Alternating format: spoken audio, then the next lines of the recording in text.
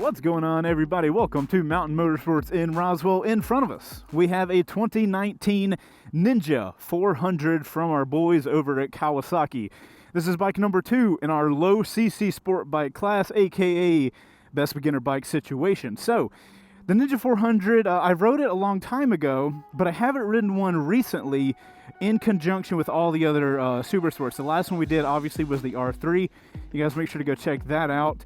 I'm really excited. Personally, I think this is the bike to beat in this class. Whether it's as good as the R3 or not, we will find out in a second. Before we do, you guys make sure to check out Mountain Motorsports. I've got you guys first ride special pricing. So if you're in the North Georgia area, you can get a big discount on motorcycles here at Mountain. Only in the Georgia locations. That's top link down below.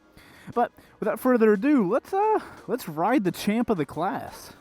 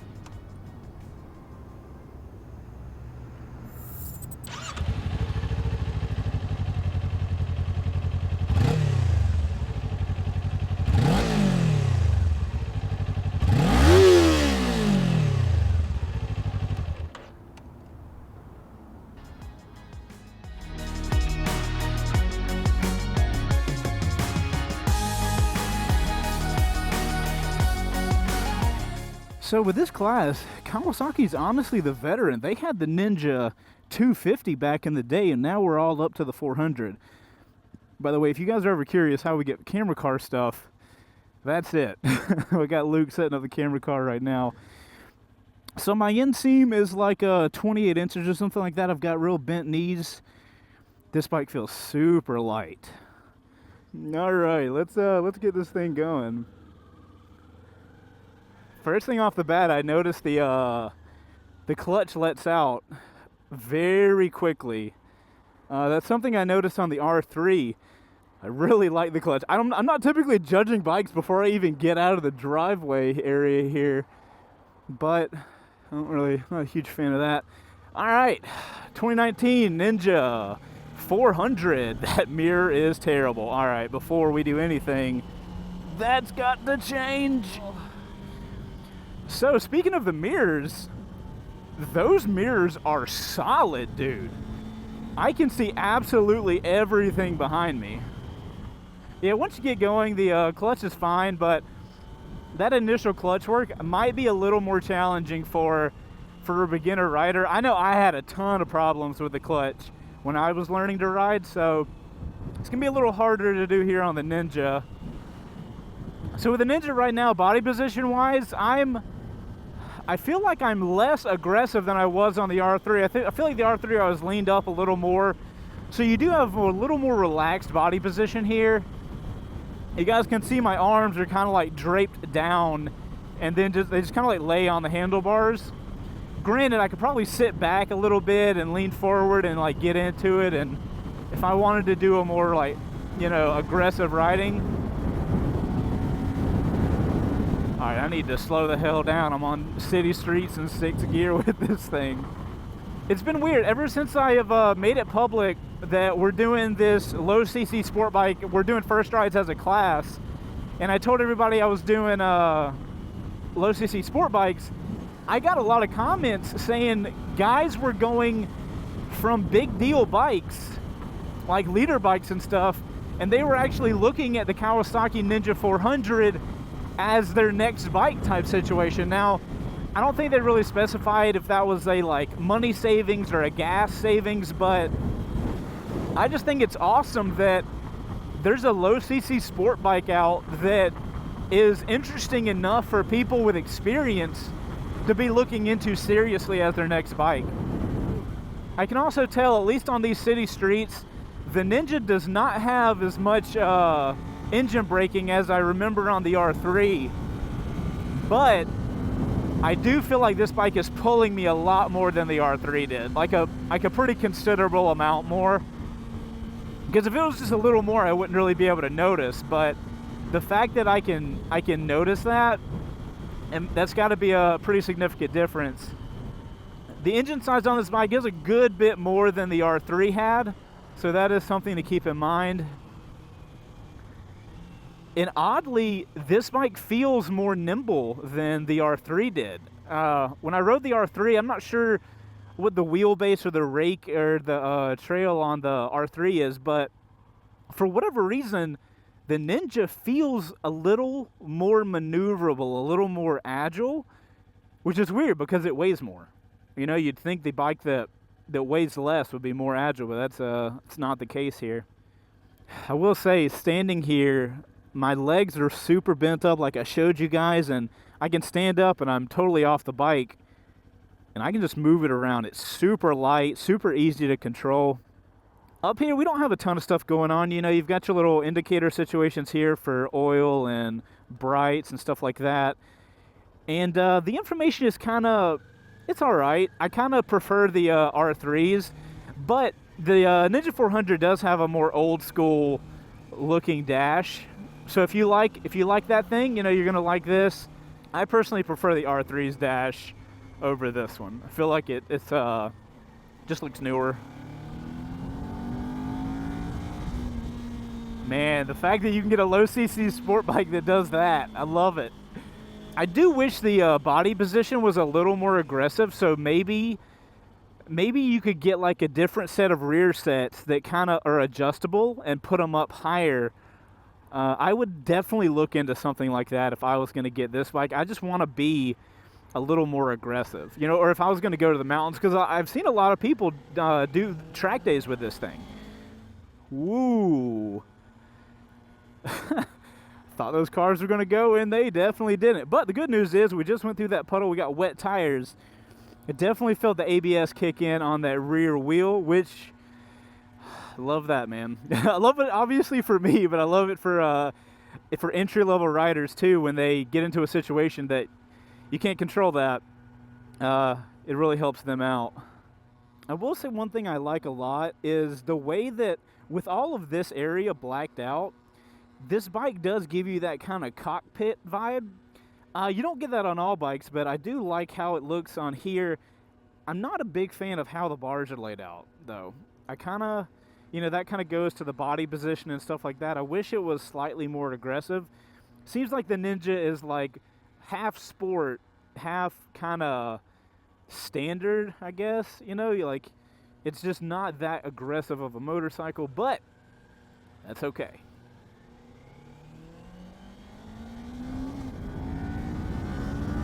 Oh, that's how you ride a freaking low CC Super Sport. You ring the gears out red light to red light. I tell you, man, I've been riding for like 8 years now, and I still own a WR250. And, you know, I do first rides on all different types of motorcycles, but it should not be underestimated how much fun you can have on a lower CC bike in town. Now, granted, if you took this up to the mountains or did a track day, I don't know how it would be for that. But as far as just normal, everyday riding that's typically not that fun, it's so fun on these because you can just ring them out all the way. Oh, it's so good. You guys can bet your ass the second that light turns green, I'm going to gun it down this road. That's what you can do on bikes like this.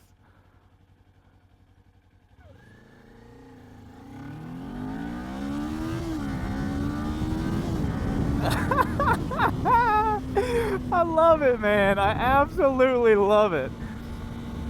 roads like this are so boring on the big bikes, but you get on these tiny bikes and you're just like, ah. I gotta say, I really do like the power delivery on this bike. It does seem easily controllable. We don't have modes, so you're kind of just like, however the bike comes is how it's gonna come. You could get a tune on it or something like that, but I honestly think it's solid. There's no real peak point of power from what I can tell.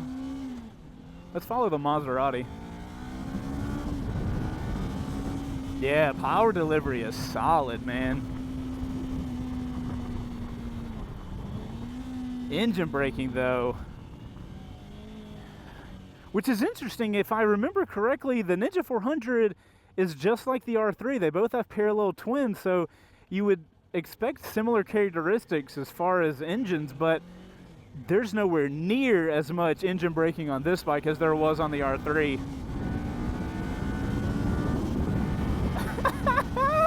I'm on a tiny sport bike. What is happening? The fact I can ride around town like that is so good, dude. So good.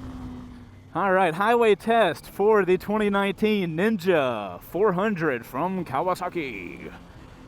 We got a red light. Good, we can collect ourselves before we go destroy the highway. I felt like the R3 did a relatively good job on the highway for being a 321cc parallel twin. Oh, snap, Platinum Super Duty, let's go. Let's go, let's go. Leaning it over. All right, highway test, here we go, fam. On the baby bikes. We got anything we can beat? We're catching that Infinity. You see him? We'll catch you. We'll be there. We're in fourth gear. Going all the way out. We're hauling ass. Yes. What? Oh, and there's the Infinity. We caught back up.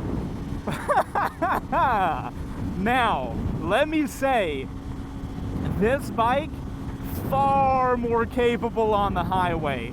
The wind isn't quite as bad as the R3 was. The wind's kind of hitting me up towards my head.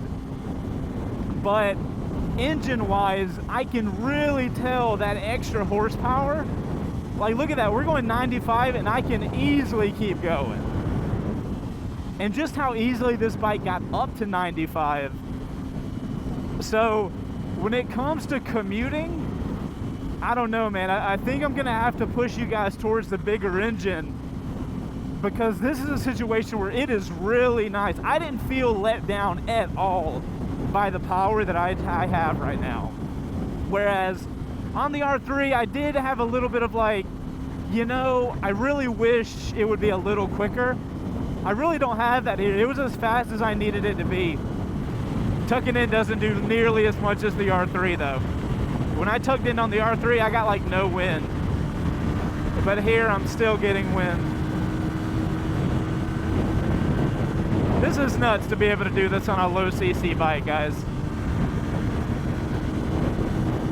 Alright, so let's try to just chill out. Let's try to chill out right now. Alright, we're on the highway, we're commuting, we're going 80. Dude, this is fine. I could do this all day long. Totally capable for the bike. We're sitting at what, like right under 8 grand. Coming to the end of the highway here, I can totally see why Kawasaki has risen their CC option for their lower sport bike up to 400. This feels like a totally capable bike for the highway, which is gonna be the most taxing on your engine. This is solid. I really like this 399cc amount of power. Coming into our little turnaround corner, we'll downshift and get into fun mode. We're not gonna be able to have too much fun because we'll catch up to that white car with the quickness. We do have ABS, we do not have traction control. Now, I will say, something I'm noticing being leaned over a little bit, something that the R3 had going for it was, what are you doing? Keep moving, boy, keep moving, come on.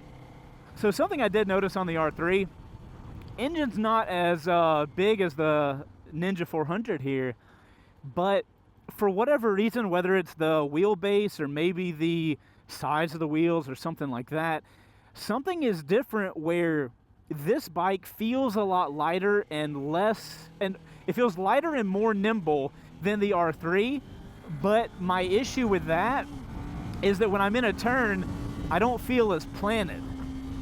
You know what I mean? I'm on a thinner bike, and that's what I kind of worry about with bikes that are thinner like this and tinier weights.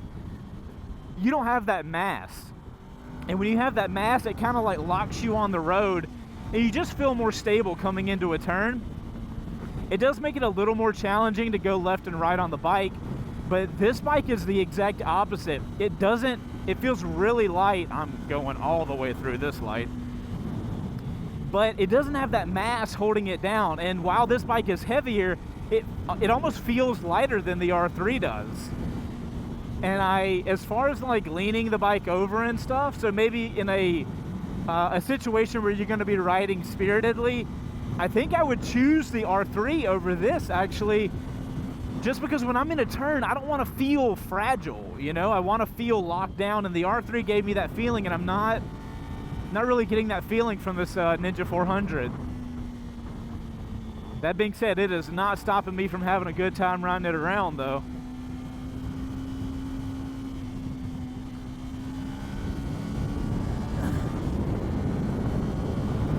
I gotta say, man, this I don't feel as planted, but the engine is allowing me to have a little more fun than the R3.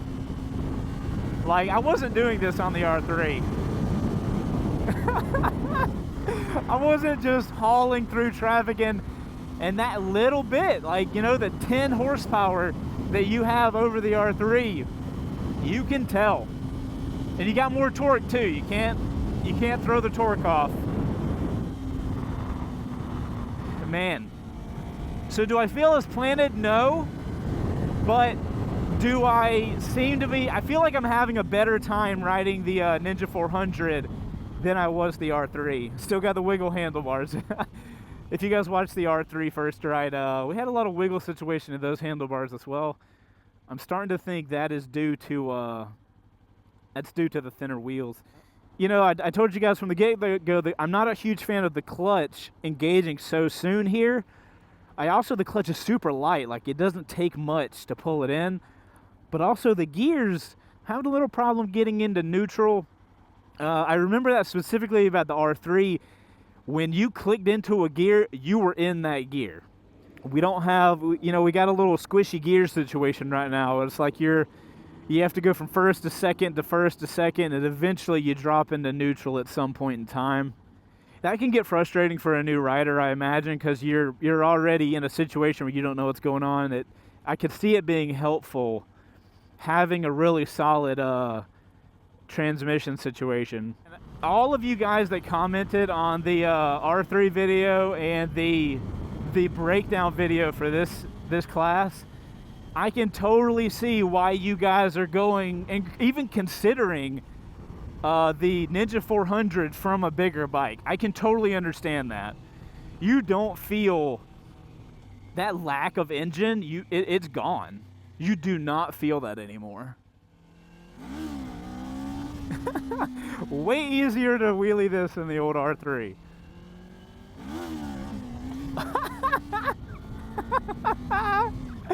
Oh, the things you can do on a 400 that you can't do on a 300.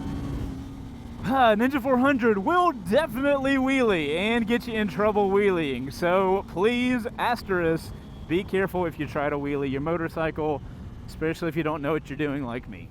All right, let's take the Nimble 400 back on the highway. Not highway, road, sorry. Was too excited. You know what I think the Ninja 400 does? Is it is closer to a smaller super sport than the other 300 bikes. This one feels like it's a super sport with slightly less power.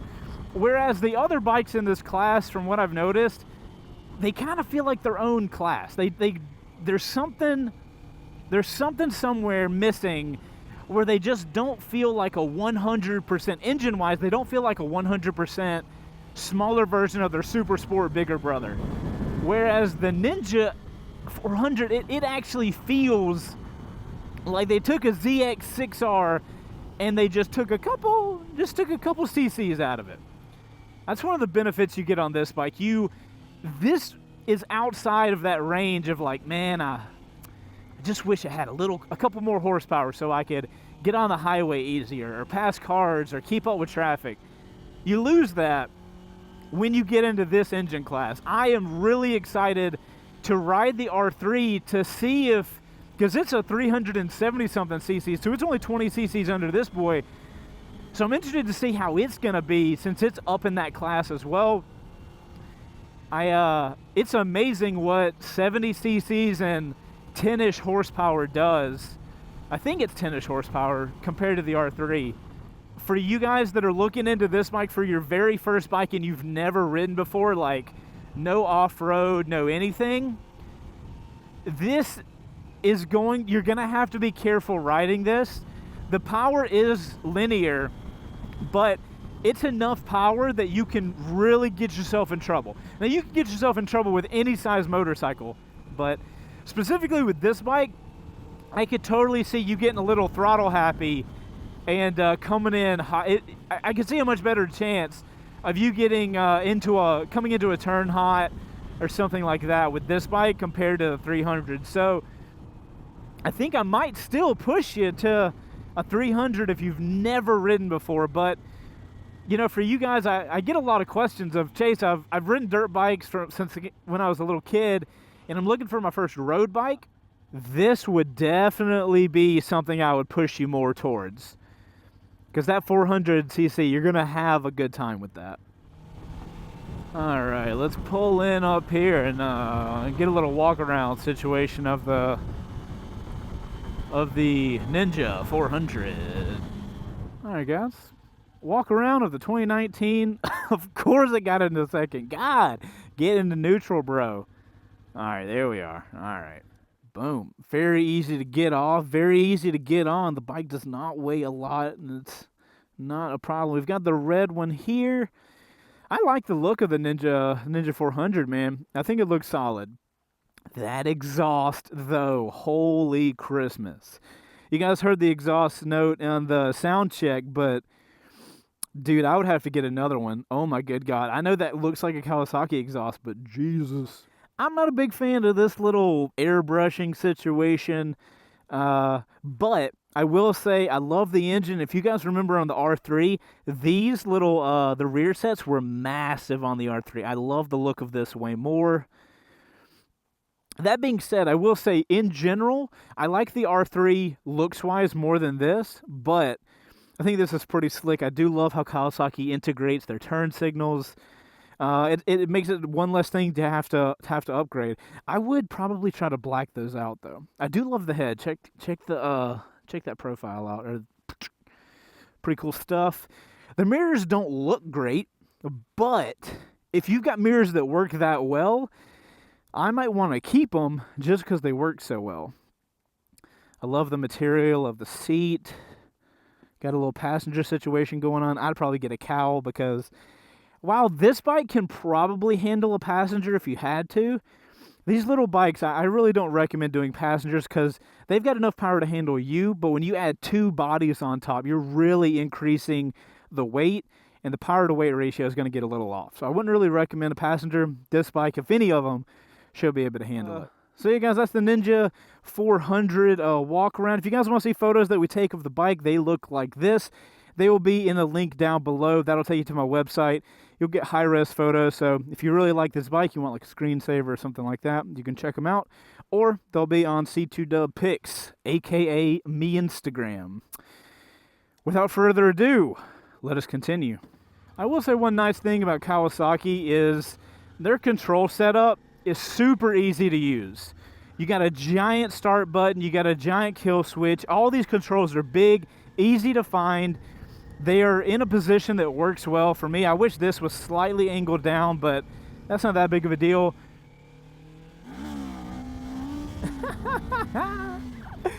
Oh, I couldn't help it. All right, guys, so let's sum up the Ninja 400. Engine-wise, is in a very good place. Kawasaki knows what they're doing, and they are very well aware, I'm sure, that this is the engine you need. They've done the 250, they've done the 300, and they have gone to a 400. So all the other manufacturers, I would kind of recommend you know, take heed of that, because this engine size is a really good spot. Power, I think, comes on really well. I really love the power delivery. It's relatively linear, so I have consistent power up through the revs. Kind of the drawback on this bike is it's almost too nimble.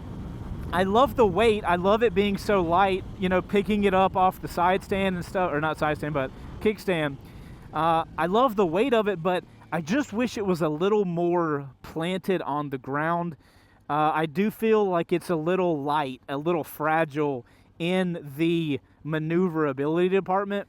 If I'm in a big turn and I'm just leaned off the bike, I don't feel as planted as I kind of want to.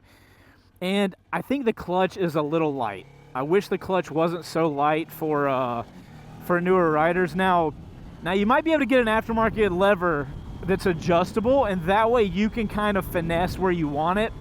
So I don't think the lever's that big of a deal, but if you're a new rider, I would definitely look into getting an adjustable lever, and that way you can put the friction zone up here, you know, where you can kind of easily feather it.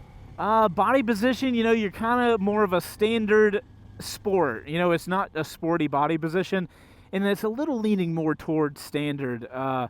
I feel like the R3, you're a little more aggressive. It feels like a slightly more race bike, but I can say with confidence that I feel like I had a better time riding this Ninja 400 around than I did the R3. And that hurts because I love the R3. I think it's by far the best looking of the small bunch, but I don't know, man. I really enjoy the Ninja 400, so it'll be interesting to ride the rest of the bike, see where they stand. There's some aspects of the R3 that I like more. There's some aspects of the Ninja 400 I like more. So we're gonna have to continue the test on for the lower CC sport bikes, guys. And before I get out of here, I do want to give a shout out to my boys at Mountain Motorsports. That is where we are headed back right now. And that is the only reason I'm able to do these first rides for you guys. Those guys will let me walk in and ride whatever bike I need to tell you guys and let you know what it's like riding them for the first time.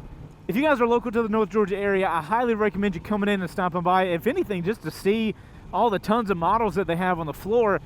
But if you are in the market for a motorcycle, down below I've got you guys a special link for first ride special pricing. You can only get it by going through that link, and if you do that, you can walk into Mountain, show them that, and you will get, without any conversation, the best deal on a motorcycle that you can possibly get. So that's my way of kind of helping you guys out and letting me work with Mountain to give you guys the best deal on bikes that I possibly can.